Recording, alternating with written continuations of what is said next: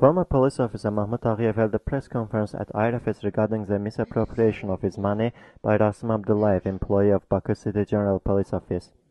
Taghiyev alleges that in 2001 he was asked by Abdullayev to give him 15,000 mans to build a house. He promised to pay the money back in 6 weeks. Taghiyev said that he handed over the money in the office of Colonel Javad Nuriev, now retired. Abdullayev helped Taghiyev to find a job as an inspector at Absheron Police Office. As Taghiyev regularly demanded the repayment of his loan, his work became intolerable, and after 2 years he was forced to resign from his position. But he went on demanding the repayment and appealed to the Interior Ministry. This March he was called to the Inspection Department of the Interior Ministry and he gave a full account of the event. The person who questioned him hinted that the money he gave to Abdullayev was repaid via the assistance he was given in finding a job.